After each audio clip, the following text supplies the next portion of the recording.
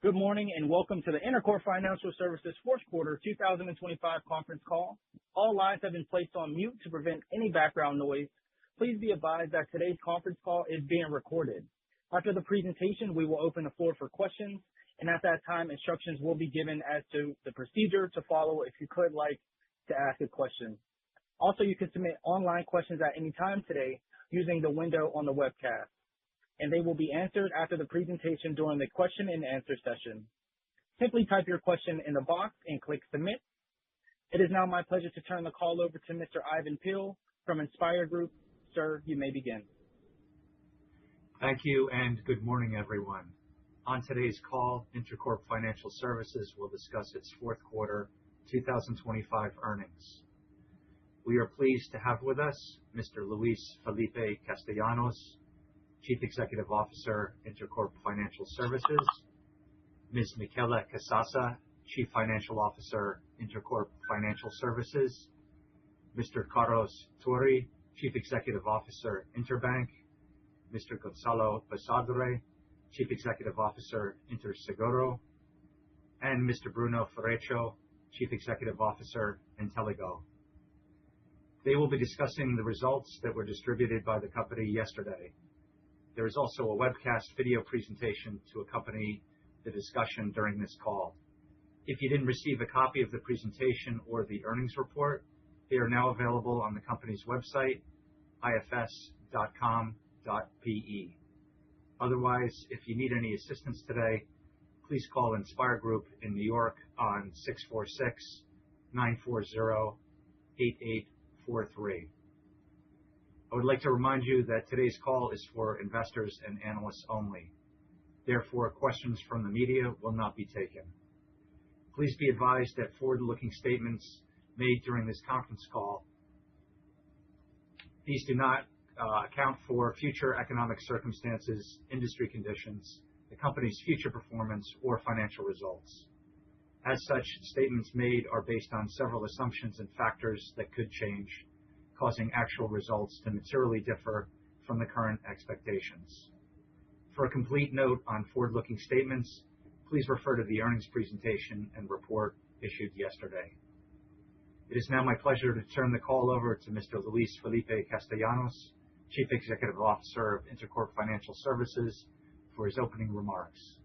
Mr. Castellanos, please go ahead, sir. Thank you. Good morning, and thank you all for joining our fourth quarter 2025 earnings call. Thank you for your interest in IFS. We appreciate your continued support. I'm going to start with the macro front. We continue to observe a macroeconomic and political environment in Peru marked by a positive mood. The Peruvian economy maintains its growth momentum, with expected growth of 3.3% for 2025. Mainly driven by dynamic consumption-related sectors, sustained private investment, and the favorable performance of commodity prices, which continues to support the country's external accounts.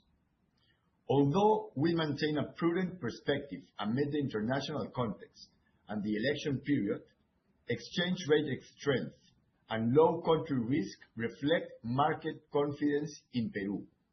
The sol has appreciated by approximately 10% in the year, and inflation remains stable, positioning Peru as one of the most dynamic economies in the region. Looking ahead to the political transition this year, we do not expect major changes in financial stability.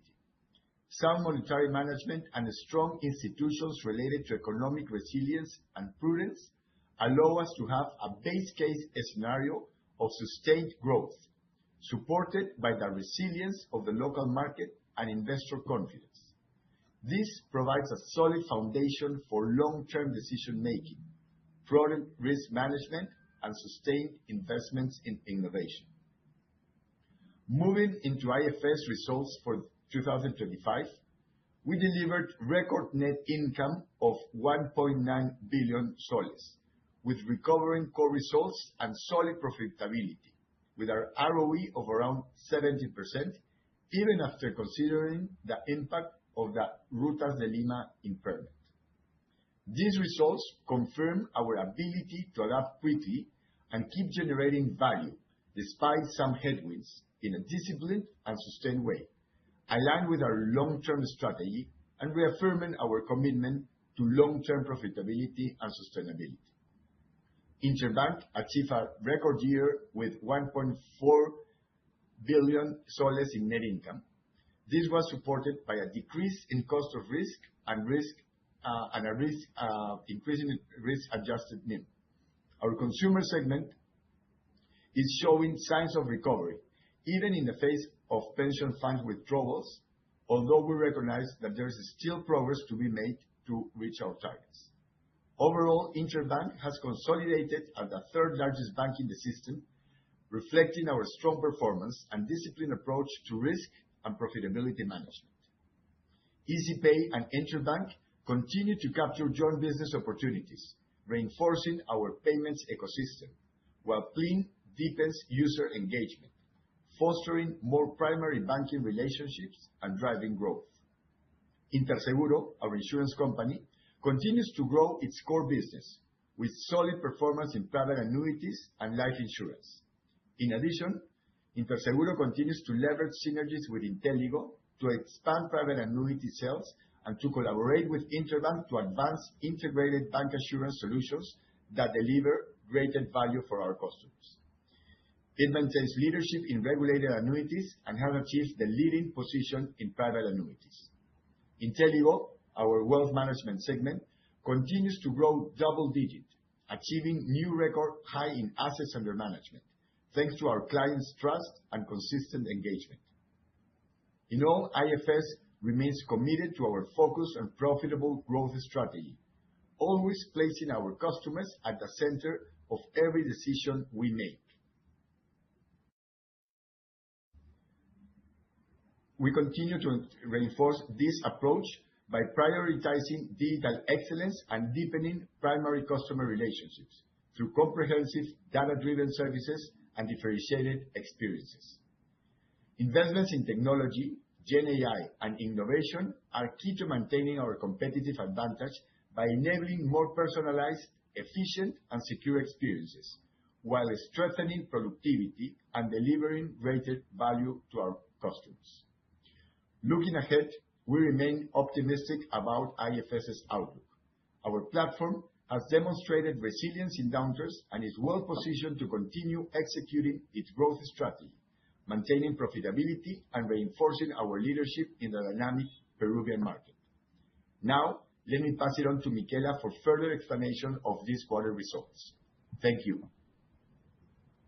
Thank you, Luis Felipe. Good morning, everyone, and welcome to Intercorp Financial Services fourth quarter results.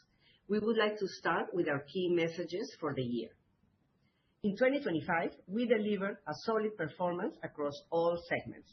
Net income reached a record PEN 1.9 billion, marking a 49% increase compared to the prior year. Our return on equity was also strong, standing at 16.8%. Second key message, higher yielding loans continue the positive trend, showing an 8% growth on a year-over-year basis. Third, risk-adjusted NIM increased 50 basis points over the year, reaching 4% in the last quarter, while we maintain a low cost of risk at 2.1% and cost of funds near 3%. Fourth, we continue to strengthen primary banking relationships, and as a result, our retail primary banking customers grew 11% last year. Fifth, our insurance business continues to deliver solid double-digit growth, with written premiums growing by 61% year-over-year, mainly due to the growth in private annuities. And sixth, our wealth management business delivered double-digit growth in our core business, with assets under management at new record highs. Let's start with our first key message. Let me share an overview of the macroeconomic environment. The central bank has raised its GDP estimate for Peru in 2025 to 3.3%, driven by stronger than expected performance in primary sectors such as agriculture and mining, followed by primary manufacturing, construction, and commerce. Looking ahead to 2026, central bank's projections have been revised upward to 3%, driven by stronger private spending. Macroeconomic fundamentals remain stable, with inflation contained around 1.5% for 2025. The Peruvian sol has strengthened more than 10% this year, and the reference rate remains low at 4.25, maintaining favorable financial conditions for ongoing growth. Overall, Peru is establishing itself as one of the fastest-growing economies in the region, supported by solid domestic momentum despite internal and external challenges. Additionally, the Peruvian economy holds positive prospects for the coming years as it is well positioned to meet the global demand for commodities. Nevertheless, we remain cautious due to the political cycle and global market volatility. On slide 5, driven by a favorable macroeconomic environment, private investment continues to expand at solid levels, growing almost 10% in the first 9 months of the year and projected to reach 9.5% in the full year. This momentum is sustained primarily by the rebound in mining investment, as well as the strong performance of the non-mining sectors. For 2025, we are expecting internal demand to expand by 5.4%, with private consumption rising to 3.6%.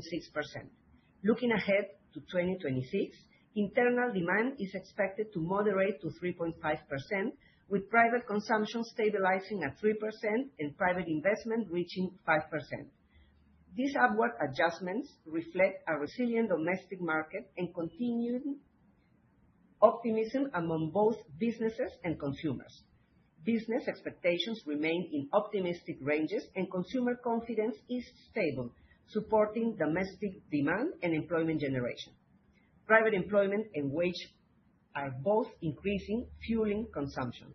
Additionally, a strong pipeline of mining and infrastructure projects is planned for the coming years, further supporting growth. In this context, retail lending continues to lead system-wide loan growth. On slide 6, it is noteworthy that our accumulated earnings for the year have reached an all-time high, marking a relevant increase of 49%. This is reflected in our 2025 ROE of close to 17%, demonstrating strong profitability across all business lines. If we exclude the Rutas de Lima impairment, ROE would have been 18.5% for the year. This year, our 3 key business segments delivered exceptional growth. The bank achieved record earnings of 1.5 billion, driven by a combination of lower cost of risk, reduced funding costs, increased fee income, among other factors. Inteligo reported a strong 68% increase in revenues and an outstanding ROE of 21.5%. This performance was driven by growth in core operations and solid results from the investment portfolio. Finally, Interseguro grew by 36% despite the Rutas de Lima effect due to ongoing core business growth and higher investment results, which highlights the company's strength and resilience. Regarding Rutas de Lima, in the year, we have made 205 million soles impairment, leaving the residual value at 74 million soles, or around $22 million.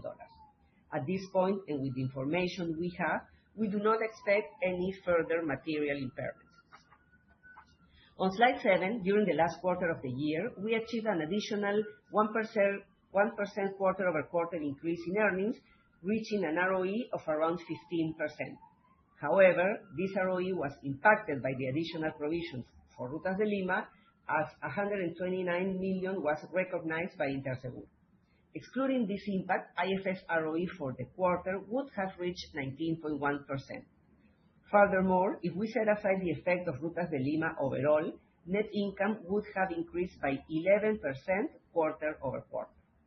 On the banking side, the performance is driven not only by a lower cost of risk, but also by an improved net interest margin, supported by better funding costs and robust growth in fee income.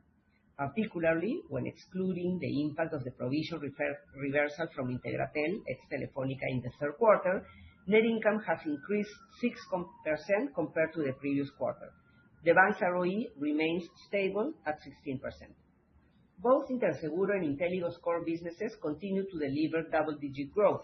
Interseguro achieved an ROE of 32.5%, in line with higher real estate valuations.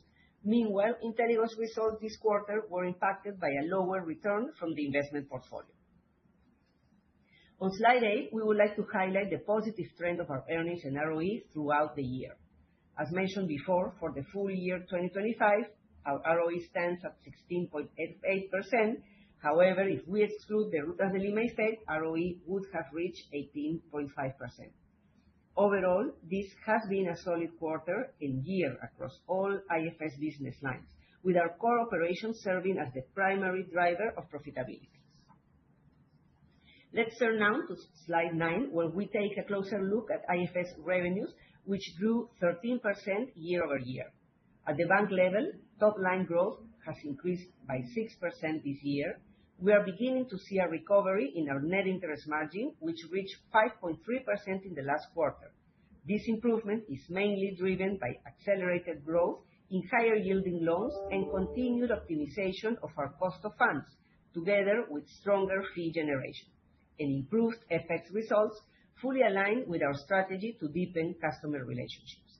This year, Interseguro has demonstrated robust revenue growth of 33%, supported by an increase in insurance results of life and annuities, but also by favorable investment results. Meanwhile, Inteligo grew top-line 29%, thanks to a steady growth of fee income, which aligns with the positive trend in asset under management. The investment portfolio has delivered a strong 12-month return of 13.4%, marking a very good year overall. On slide 10, IFS expenses increased by 11% in 2025 as we continue to make strategic investments to support our long-term growth ambitions. This includes accelerated investments in technology to strengthen resilience, enhance user experience, improve cybersecurity, expand our capacity, and develop GenAI capabilities, alongside ongoing efforts to strengthening leadership within key teams, reflecting our recognition of the pivotal role talent plays in delivering our strategy. Consequently, the cost-to-income ratio stands at 36.8% at IFS. Now let's move to our second key message. On slide 12, we see increasing dynamism in higher yielding loans. Our total loan portfolio expanded by 4% year-over-year, which would have been 6.5% excluding the FX effect. This positive momentum was driven by the acceleration in higher yielding loans, which grew 8% over the past year. The robust macroeconomic activity is reflected in increased disbursement by 23% in cash loans and by 60% in small businesses. Overall, in retail banking, the mass market segment has grown steadily through the year, positively impacting the average yield, recovering around 20 basis points in the last 6 months. It is also worth highlighting our mortgage portfolio, which has expanded by more than 8% over the past year, surpassing market growth. As a result, we gained 10 basis points in market share, now exceeding 16%, firmly establishing ourselves as the third largest player in the system. On the commercial banking side, performance was strong across all segments: corporate, mid-size, and small businesses. Notably, the small business segment stood out, achieving a solid 25% growth over the year, which means we have not only replaced all of the Impulso Mi Perú maturities, but also expanded more than threefold beyond that, increasing the average yield by more than 200 basis points over the past year. Excluding FX effects, overall commercial growth reached 6%. On slide 13, we wanted to double-click on the consumer portfolio, which accelerated in the last quarter. Credit card activity continued to strengthen, supported by higher transaction volumes that reflect improved customer engagement and growing consumption trends. Overall, spending increased by 8% quarter-over-quarter and 13% year-over-year, driven by more personalized communication efforts and the effective execution of targeted campaigns across key spending categories such as grocery stores, retail e-commerce, and cross-border. Personal loans delivered solid balance growth alongside a sharp improvement in profitability in the fourth quarter. Total balances accelerated in the last quarter at 2.3%, despite excess liquidity in the market due to pension fund withdrawals, severance deposit releases, and the December seasonality. On a year-over-year basis, balances grew 5%, highlighting resilient demand and strong commercial execution. Looking ahead, we remain optimistic about our growth prospects. Following with the third message, we see improvement in risk-adjusted NIM. On slide 15, there is some good news to highlight in terms of this indicator. Over the past year, we achieved a substantial improvement in our risk-adjusted NIM, which rose by 50 basis points to 4% in the last quarter and accumulated 3.7% for the full year. This marks an increase of 80 basis points compared to last year's 2.9%. Notably, the last quarter contributed a 20 basis points uplift driven by lower cost of risk. On the funding side, we have positive news to share as our cost of funds further declined by 10 basis points over the past quarter. While the average yield slightly decreased this past quarter, retail rates improved by 15 basis points, supported by both mass market and affluent segments. These segments continue to build momentum and make meaningful contributions to our overall performance. Furthermore, within higher yielding loans, we observed an increase of more than 40 basis points in the average yield during the quarter. As a direct result, our NIM increased by 10 basis points quarter-over-quarter. On slide 16, let me share a quick update on asset quality. Our quarterly cost of risk continues the trend to lower levels at 1.8% in the quarter, reaching the lowest level in 4 years with a full year cost of risk of 2.3%. Still, current loan mix supports a low cost of risk.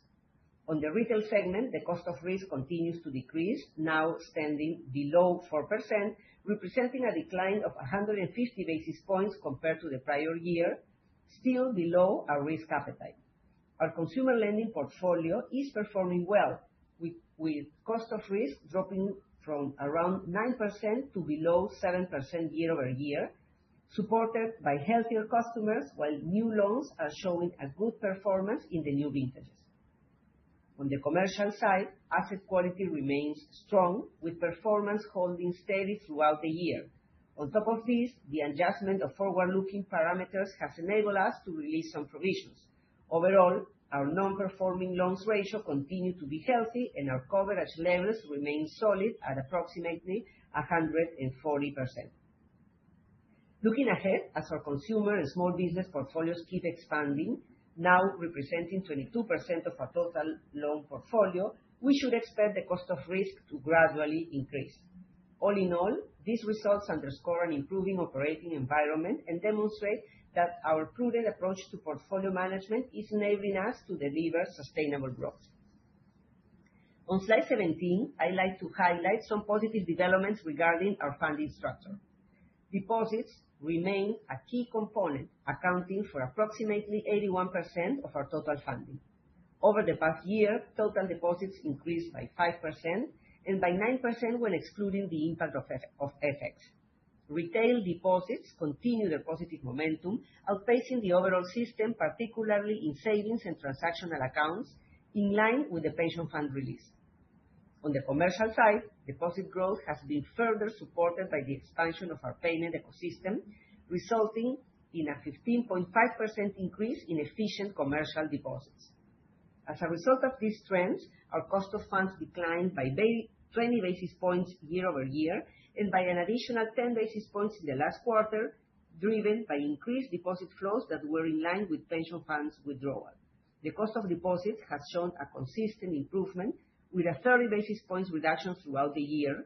Importantly, there remains further potential for reduction as the share of efficient funding, now at 40%, continues to grow with a positive impact on the fourth quarter of the additional liquidity coming from the market. Our loan-to-deposit ratio stands at 92%, which is in line with the industry average. Moving on to our digital strategy, our payment ecosystem in slide 19 with PLink and EasyPay is driving our growth in low-cost funding. We have continued working to generate further synergies as we drive the growth of our payment ecosystem, focusing on increasing transactional volumes, offering value-added services, and leveraging EasyPay as both a distribution network for interbank products and as a source to increase flow. In particular, the commercial teams from both EasyPay and the bank are collaborating more efficiently, allowing us to deliver integrated solutions and maximize the value we bring to our clients.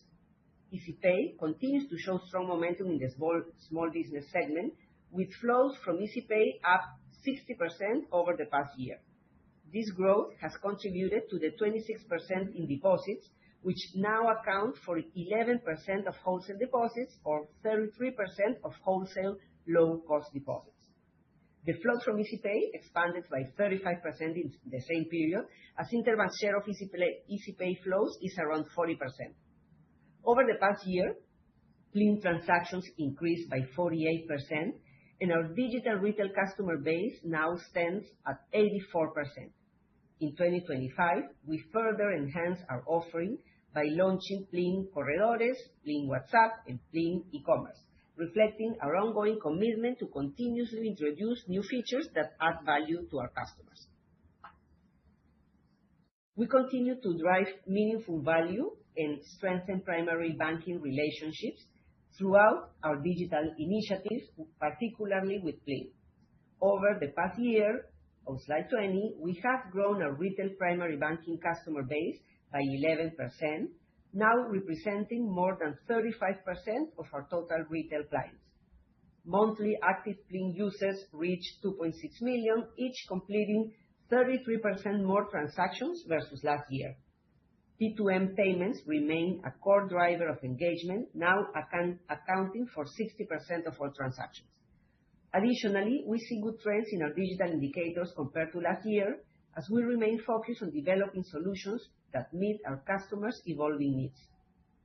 As a result, we've seen steady growth in digital adoption as our retail digital customer base increased from 81 to 84%, while commercial digital clients now stand at 74%. While the latest NPS reading was 51 for retail customers and 68 for commercial clients. Advancements include the fully redesigned payments area, the launch of customizable QR codes and dynamic CVV for Visa credit and debit cards, as well as the integration of investment management. Additionally, the ability to perform sales directly within the app further streamlines customer interactions. These initiatives reflect our commitment to security, convenience, and innovative financial solutions, underscoring our role as a leader in shaping the future of financial services. On slide 21, in insurance, we continue to focus on enhancing the digital experience for our clients and expanding our sales from digital channels. The development of internal capabilities has allowed us to increase digital self-service to 71%, and the digital premiums to grow 25% in the last year. In wealth management, we are committed to continually improve our Interfondos app, aiming to transform it from a simple transactional tool into a comprehensive digital advisor for our mutual fund clients. This has led to a steady rise in app engagement, with the number of digital users increasing by 7 points year-over-year. Additionally, digital transactions now represent 55% of all activity on the platform. Moving on to the fifth message, with double-digit growth in insurance. On slide 23, we continue to see an increased stock of the contractual service margin, which grew 22% year-over-year, mainly driven by individual life, which grew 23% in the last year, supported by strong new business generation that more than offset the monthly amortization of the CSM. Individual life remains a key focus for us, given its low market penetration. Although traditional channels keep growing at high rates, we've been also diversifying our distribution strategy to include new channels and adjust the product to reach new segments and keep supporting growth.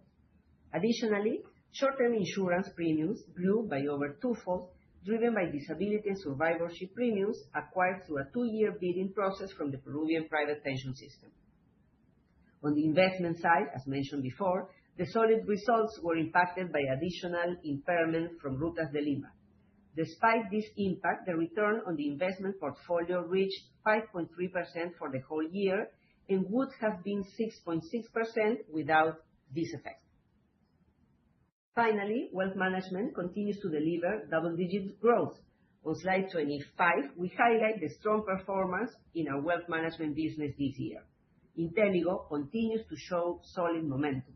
Assets under management have grown at a double-digit pace, reaching new highs and now totaling $9.1 billion, including deposits.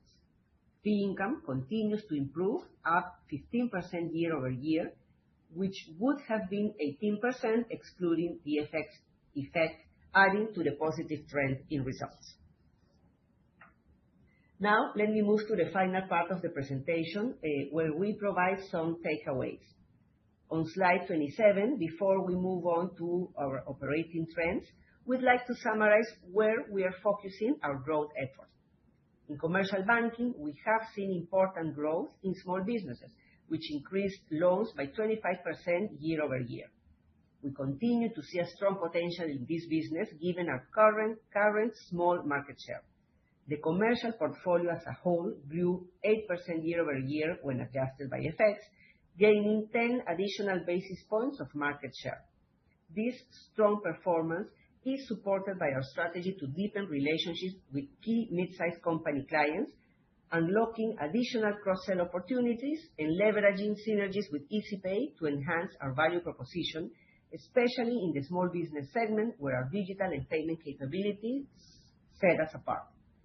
The consumer portfolio has had 3 consecutive quarters showing growth.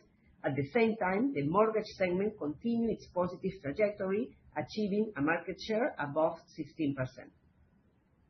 In insurance, we're maintaining our focus on long-term products as individual life has shown encouraging growth this year. Finally, in wealth management, assets under management continue to grow at a healthy pace, up 16% year-over-year, reaching new record levels, a reflection of both market performance and continued client engagement. On slide 28, let me give you a review of the operating trends of 2025. Capital ratios remained at sound levels with a total capital ratio of 16% and core equity tier 1 ratio at 12.5%. Our ROE for the year was 16.8%, surpassing our guidance for the year. For loan growth, we grew 3.7%, but 6.5% if we adjust for the FX appreciation. NIM had a slight recovery over the last quarter with a full year ratio of 5.2%. Finally, we continue to focus on efficiency at IFS as our cost-to-income ratio was around 37%. On slide 29, let's go through our expectations for 2026.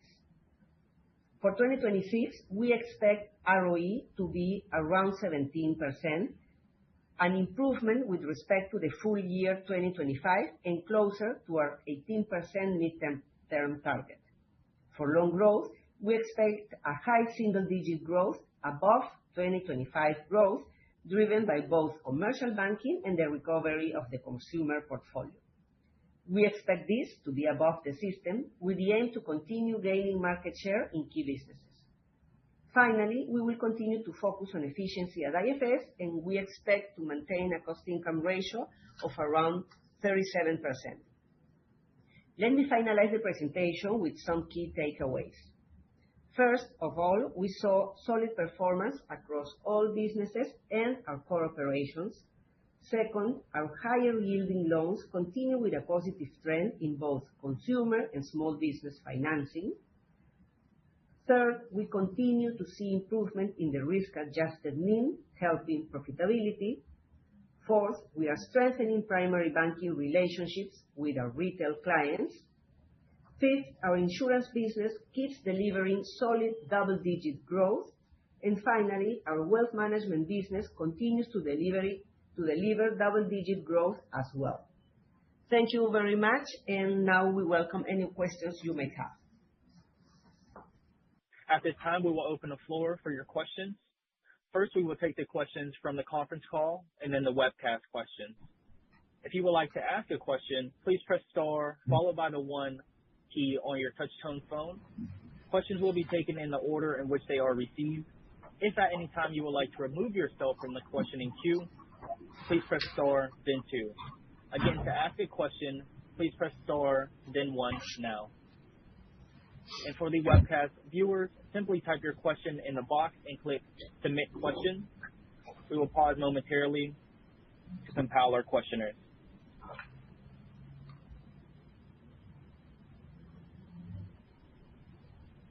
And our first question will come from Ernesto Gabilondo with Bank of America. Please go ahead. Thank you. Hi, good morning, Luis Felipe, Carlos, Michela. Good morning to all your team, and congrats on your results. My first question will be on Rutas de Lima. Just wondering if we should continue to see further impact in 2026, or is this almost done? My second question will be on loan growth and asset quality. So, as you said in the presentation, in the results, you have started to see more credit appetite towards credit cards and personal loans. So, can you give us some color on what is the type of growth you're expecting for each segment, and how should that will be translated into asset quality, NPLs, and cost of risk this year? Then I have a question on expenses. In 2025, you have like a high single-digit growth. You have been putting efforts in terms of technology, personnel, marketing. So how should we think about OpEx growth this year? And my last question is on your sustainable ROE. I believe in the past, your ROE used to be at the same level of Credicorp, which now is targeting to be around 20%. I believe you are targeting a midterm ROE of 18. So just wondering if there's an opportunity to get your ROE more close to your peer at some point, or is something that you are not considering? And also, this 18%, you're expecting it to be achieved probably likely in 2028? That will be all for me. Thank you. Okay, Ernesto, thank you very much. And again, also apology from our side for technical difficulties. We're looking into what happened, but going back to your question, Ernesto, thanks again. I'm going to go briefly, like a summary, and then we'll pass it on to the team members so they can make more specific comments. On Ruta de Lima, based on the info that we have, I think this is again, we've done close to 80% in provision or impairment right now. With the information we have, where the legal proceedings are, what we expect is going to happen going forward, we feel pretty comfortable that this should be the effect. And 2026, we shouldn't see anything else. There might be some like positive developments that change this in the medium term, but for the short term, I think that's we feel pretty confident that this is the impact that will go through our books related to this name. In terms of loan growth, I think it's encouraging what we've seen in the last Q. Again, especially higher yielding loans are starting to pick up. We do expect this trend to continue through next year. And overall, if those loans start picking up as we hope, then obviously the cost of risk related to those higher yielding loans will come with that portfolio, no? Then in terms of expenses, I think we will continue to invest. So overall, in the three businesses, we keep strengthening our teams. We keep investing in technology, and we're seeing more volume overall. So probably the trend is going to be very similar to this year, okay? And lastly, in terms of the ROE, our midterm view is again 18% plus. No, we're not getting married to any specific number. Obviously, if the Peruvian system evolves away, we expect we should see similar numbers to pre-pandemic. but we're taking it slowly because, again, the nature of volatility that has impacted the system because of some political issues has made the nature of growth in Peru not as strong as we had before, no? So while that continues to unveil, we have kind of a optimistic, conservative approach towards growth. But obviously, if 20% ROE is achievable, we do think we have a platform, but that could take advantage of that. Now let me stop, and I'm going to pass it on specifically for your question 1 and 2 to and Carlos afterwards to see if there's anything that they want to complement. First, Gonzalo, anything more that you would like to say on Ruta de Lima? You're on mute, I think, Gonzalo. Yes. Hi, everybody. During our last call, we mentioned that after the closing of the tolls, we will do an additional charge on Rutas de Lima in the fourth quarter, and we reviewed, and we think we have a very conservative value in what's left on the investment. It's around 20%. With the information we have now, we think that there won't be any additional charges on that investment. Okay, so that's good. Now, Carlos, can you help us go in a little bit more detail in terms of loan growth and asset quality as by Ernesto? Yeah, thank you. Absolutely. Hello, Ernesto. Thanks for your question.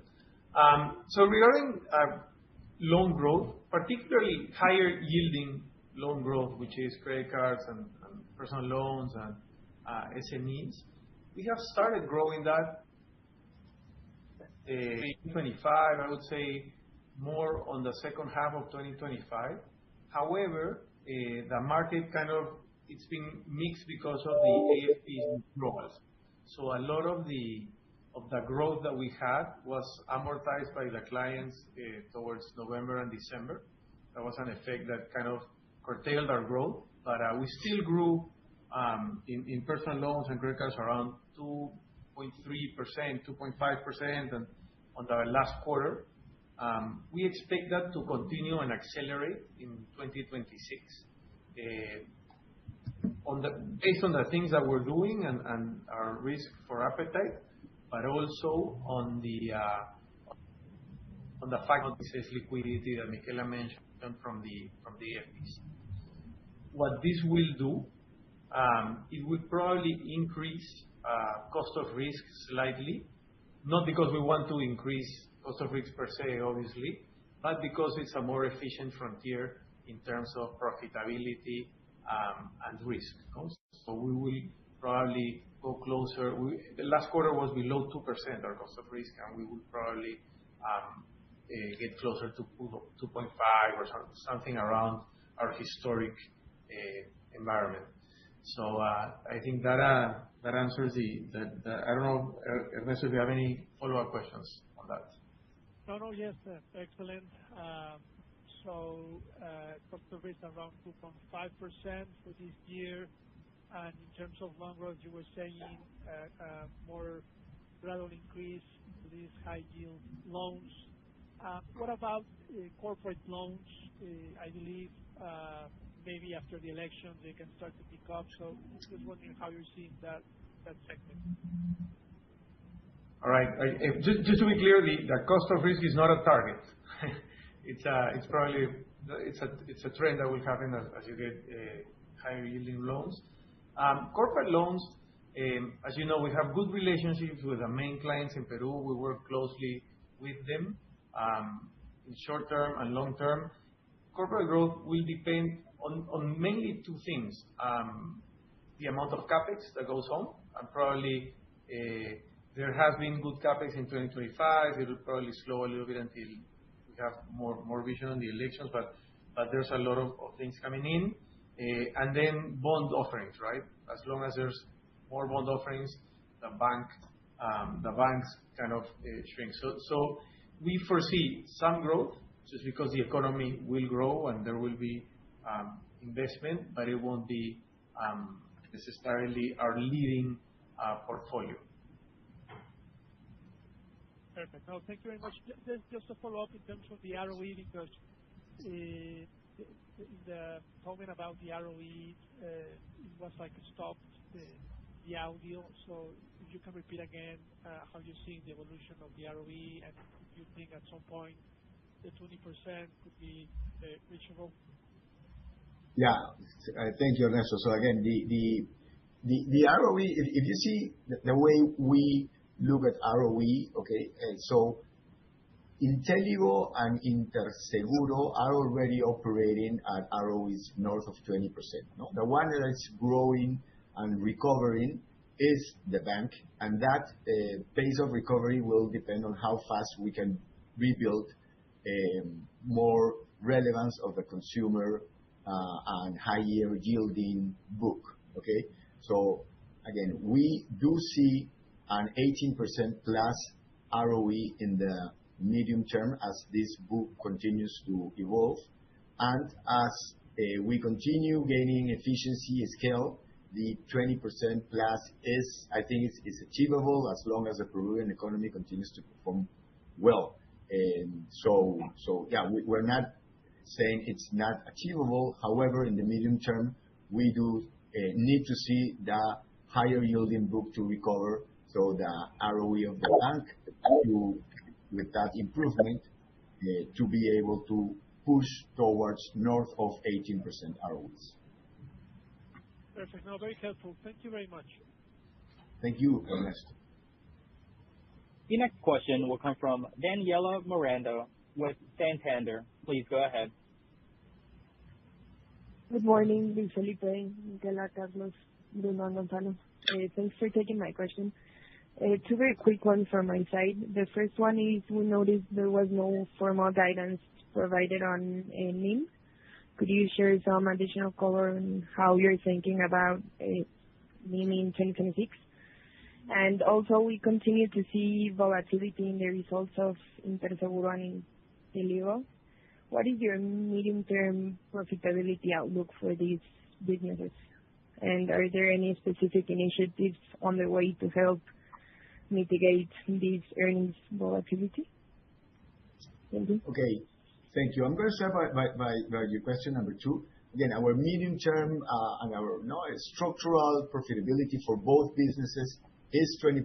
Obviously, especially Interseguro is like investment related, so whatever happens with the market will have an influence in the results. That's why you see a little bit more volatility. Same happens especially with the prop book of Inteligo, that we have a mixed strategy there. As you know, we do have a nice fee business growing in, very stable, but then our book brings in some volatility that is dependent on the evolution of the market in terms of investment results. No, but we do see 20% ROEs for those businesses year in, year out, and going forward, and that's kind of the structural view that we have on it.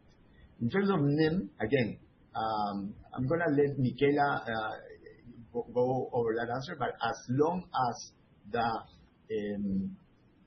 the higher yielding book continues to get more relevance, NIM should continue to improve. So that's what we're expecting for next year, but maybe Michela can help us with a little bit more detail on that. Yeah, just to add that as the higher yielding loan portfolio grows, that should positively impact yield on loans. And we also expect an additional improvement of cost of funds, not as big as we have seen in 2025, because I guess a portion of that was also related to decreasing rates. But we still see potential for further decreasing cost of funds as we continue to improve the mix of the efficient funding, with all the things that we're doing both in retail banking, but also with the payment ecosystem with EasyPay and commercial banking. So NIM should slightly increase during 2026. Now, we saw it already in the last quarter, 10 basis points. So we should see a further improvement in NIM and in risk-adjusted NIM throughout 2026. Thank you, Michela. Very clear. Thank you. Thank you. The next question will come from Yuri Fernandez with JP Morgan. Please go ahead. Thank you. Good morning and congrats for the quarter or for the year. I have a question regarding your deposits. For you to deliver a high single digits loan growth, how do you imagine your funding also growing, right? And this year, deposits, they are growing less, right? They are growing, I don't know, 5 above loans, but I think this is not enough for a 90. So just checking here, like in the years, I guess there was a good improvement in funding cost, right? Like more expensive institutional funding were growing or more retail deposits. So basically, we're focusing in cheaper funding lines. And now the message from Michela from the past answer was that margins will expand on the asset side, right? On the mix. So just checking the liabilities, should we see maybe for you to deliver the funding growth, you need a higher funding cost for you into 2026? And then just a follow-up on Ernesto, many questions just on the ROE. This was a quarter of 19% ROE, right? If you adjust for Ruta de Lima, that hopefully it's getting over given the amount of exposure you have. Why not more than 17 ROE for the next year? If insurance and the other businesses are running already at 20, it's a better year. Why not a higher ROE for years? Thank you. Okay. Thank you, Yuri, for your questions. Let me go over the last one again. Again, it will depend on if you see the bank is around to continue to recover. Okay, the ROE of Interbank is the one that obviously Intelio had a soft ROE quarter, very strong year. But again, it will depend on the pace of recovery of the higher yielding book of the bank. So more than 17% that is achievable. It is achievable, but it depends on many situations. So that's why we're guiding at around 70%. It's an electoral year, so the pace of recovery is still to be seen. Again, we've seen that we've had releases of pension funds that is curtailing our ability to grow as strong as we wanted. So we are probably in the conservative side in terms of what will happen if the opportunity for growth are there in the book. We will take advantage of that, and that should have a positive impact in NIM as well, in ROE as well, and in NIM for the bank.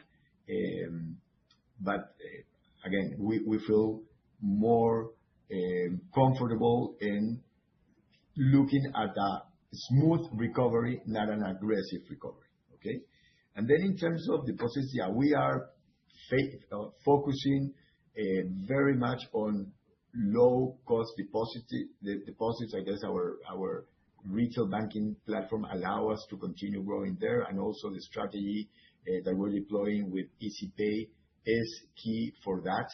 So we do expect this to continue growing in the next year and having an impact in our cost of funds base. But let me pass it on to Carlos so he can connect this with the strategy that we are deploying, so you can have a more ample picture. Yeah, thank you, Luis Felipe. And Yuri, yes, I mean, a little more detail on what Luis Felipe said, but as you can see, our loan to deposits is low. The fourth quarter was 92%. We've been growing deposits, but more than focusing on overall deposits, we've been focusing on low funding or low cost deposits, and that has grown more this year than the last. And that, as Luis Felipe mentioned, comes from in two ways.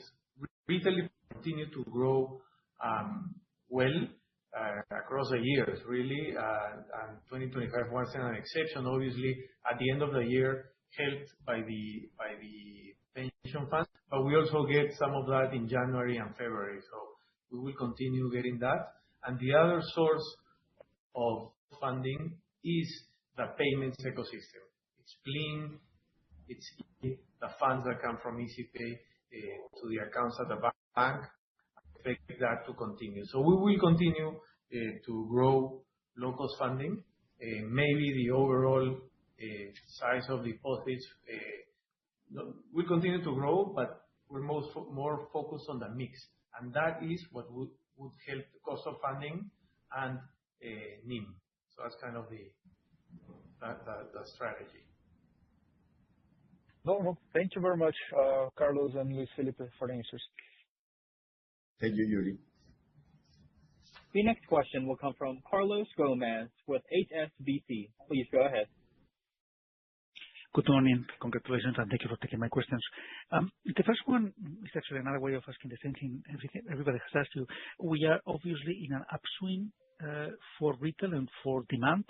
And I guess my question is, to what extent do you think this is temporary because of releases from the pension funds or other factors, or it's a permanent upswing? Essentially, how long do you think that the good times are going to last? You probably don't have an answer, but I would like to know what your best guess is. Second, referring to clean, I was trying to find some numbers, but I don't see them in the presentation. What would you say the market share of clean is today, and what is your market share within clean? Thank you. Okay. We hope that good times last for many months or years going ahead. But Carlos, what we think is, let's see.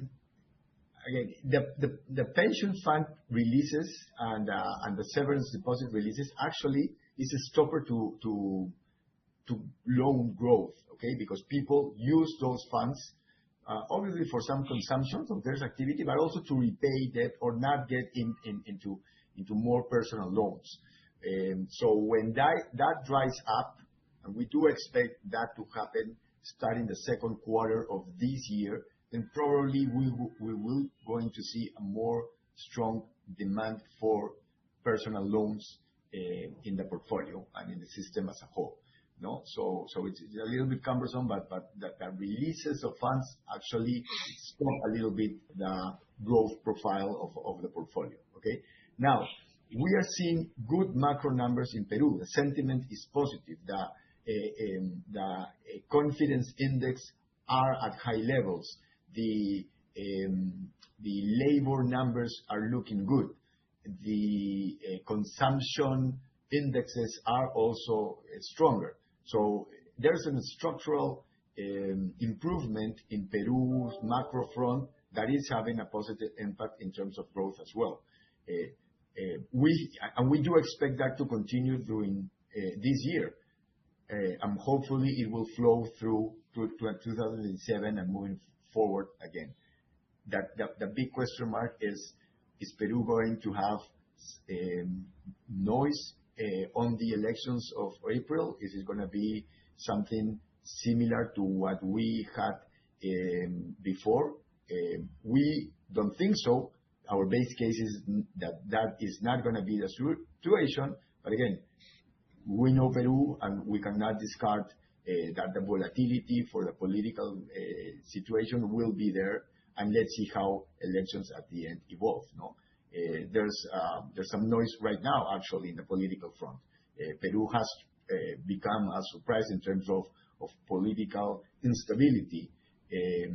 That is not affecting economic numbers, but obviously, given that it's an electoral year, there could be some investments being delayed, investor confidence coming down, consumer sentiment changing routes because of this potential noise. No, so that's the only question mark that we have. But we do see that the structural improvement of the macro front, coupled with the strong commodity prices, position Peru to continue having strong currency, low inflation, and accelerated growth. No, on that backdrop, the financial system and IFS and Interbank itself should continue to benefit from that environment.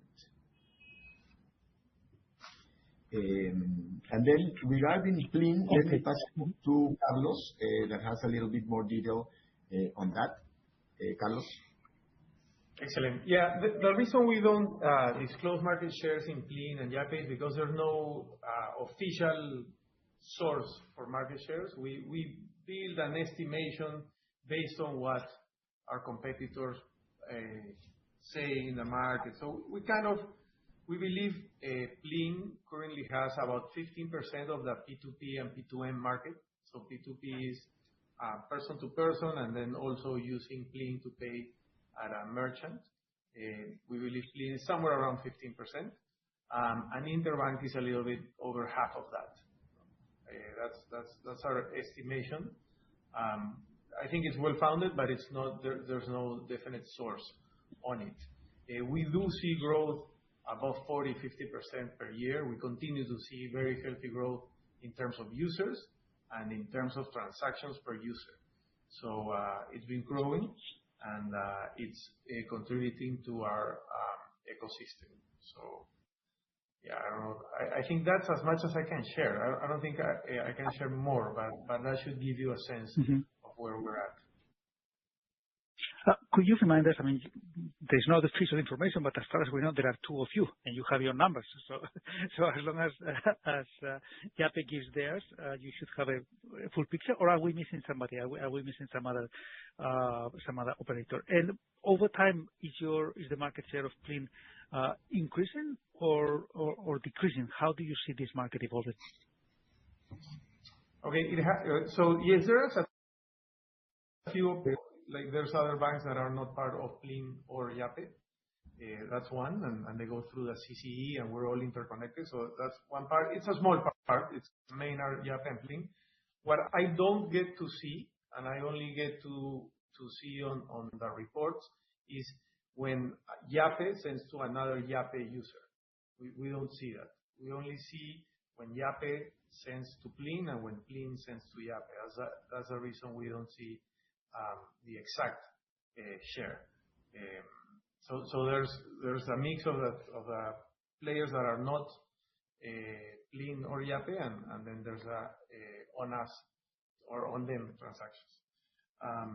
And then in terms of share, yes, we are growing. It's still small, so we think there's a lot more potential to grow faster and to continue to grow. But yeah, we're growing. Yeah.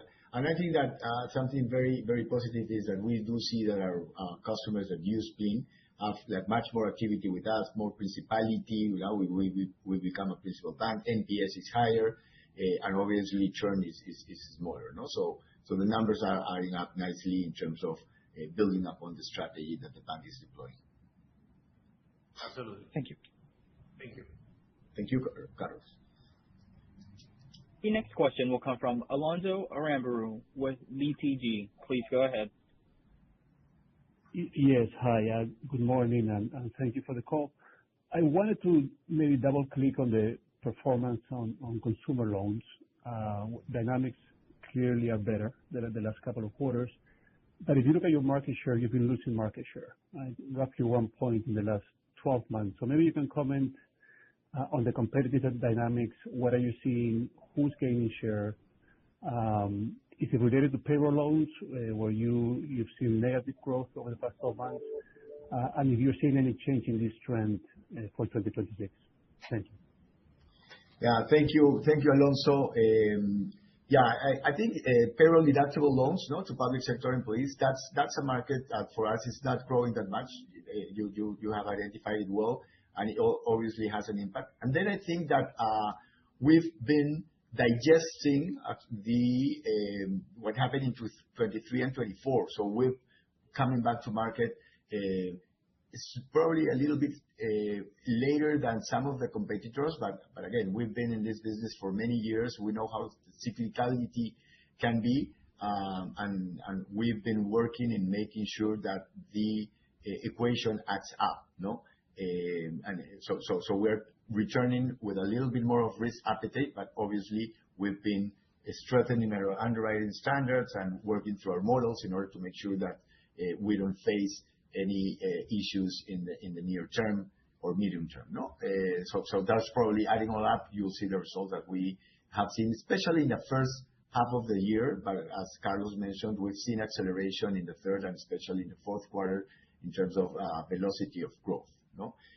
But I'm going to pass it to Carlos so he can complement a little bit more on that specific competitive dynamics that we're seeing. Carlos? Oh, absolutely. I think there's two different. So convenio, not payroll loans, have their own environment. We're the leaders there. We obviously, it's a good market, but it grows slower than the rest of the market. Being the leader, we're looking at keeping the relationship with our clients, the economics, and that has a much different relations or performance compared to loans and credit cards, no? So where we stopped in 2023-24 was loans and credit cards. And as Luis Felipe mentioned, we started to grow again and increase our risk appetite in 2025. We will continue to do that, but we want to do it in a very responsible way, no? As you know, in the consumer book, big spikes in growth never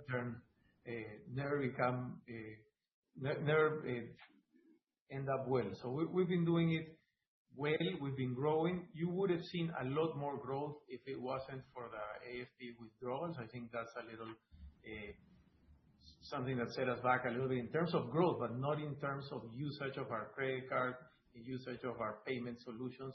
We continue to see growth and engagement there.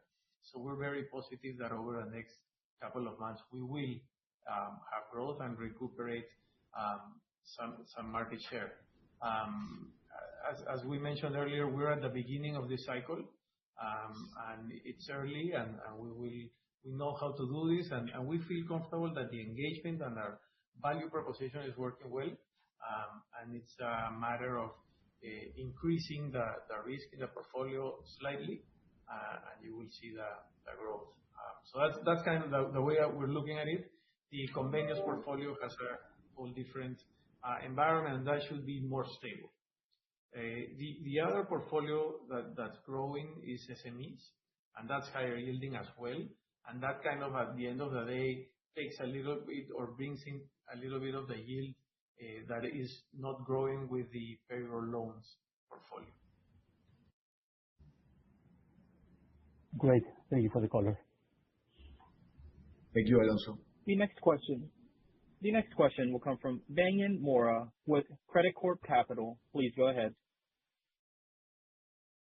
Hi, good morning, and thank you for the presentation. I have just one follow-up question. The normalized ROE in 2025 was close to 18.5%. So I'm wondering now, or I would just to clarify, what is stopping IFS from reaching a similar figure and achieve an 18% ROE besides the Ruta de Lima, in which we don't expect more additional impairment? What will be those factors that do you expect that will not repeat this year and that favor 2025 results? And thus, what will be the ROE expectations for each company in the 17% ROE scenario for this year? Thank you so much. Thank you, Daniel. Yeah, well, I'm going to go again. So it was a very strong year for some of our investments, especially in Inteligo, and also at some investment we have at holding company level. The disclosure is there. So that was very positive. And again, the more stable, sustainable, higher ROE will have to come from the continued recovery of the bank, while the consumer and higher yielding loans book recover. For instance, if you see that last Q ROE for Interbank itself was like around 16%. So that needs to continue into a more positive way.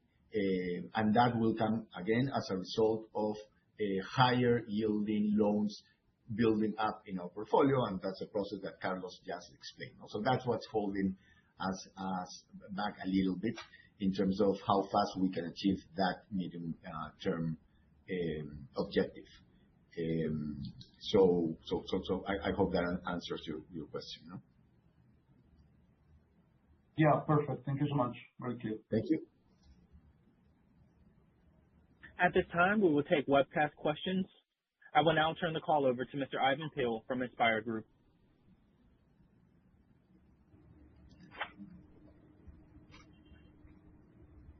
Thank you, operator. The first question comes from Shane Matthews of White Oak Investors. Hello, congratulations on the results. As you increase the share of higher risk loans, do you expect to maintain the same level of coverage of 2025? Okay, thanks for your question. I'm going to pass it on to Michela. I'm assuming yes, the coverage comes in line with higher provisions due to the cost of risk improving because of those loans. But that mathematics in terms of coverage, Michela maybe can help me. Yes, not much to add, actually. Yes, as Carlos mentioned before, with increasing the high-yielding loan portfolio, we should see an increase in cost of risk. And the levels of coverage, which should remain very similar to the ones that you see in 2025.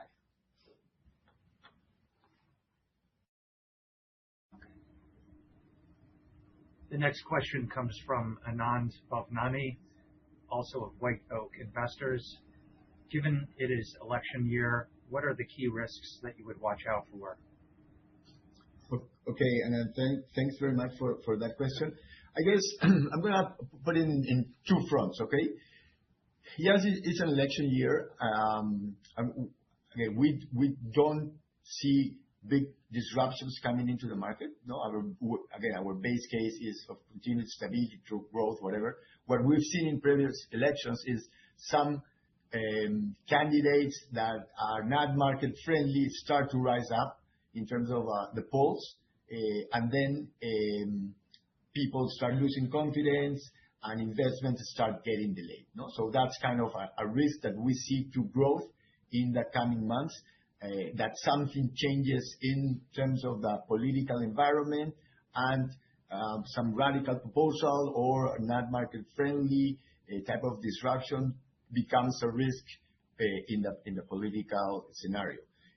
So that is the election period itself, and so people will delay and companies will delay some decisions because of this. And then the second front is what actually happens, who gets elected. And again, the risk is for someone that is not market friendly being elected and trying to change certain things that support growth, stability, the currency being stable, or issues that will come with inflation. So basically, that's the risk. It's a political risk of somebody changing the rules of the game. The probability is not high, but again, we're in Peru, and we've gone through some volatility because of this before. So that is kind of the way we see it. So we need to see what happens in elections and what happens in the actual candidate being elected as president. Now, again, our base case is of continued stability, continued growth, continued strength. I guess Peru has proven that their economic-related institutions are very solid, very well respected. They do their work pretty well, even under the previous election and when President Castillo was elected, that was not touched, that is not changed. So we feel very, very confident on that continue to working out. Strong superintendency, strong central bank, strong Minister of Economy and Finance. But again, those are the political risks that we are looking at. So I hope that answered your question on that front.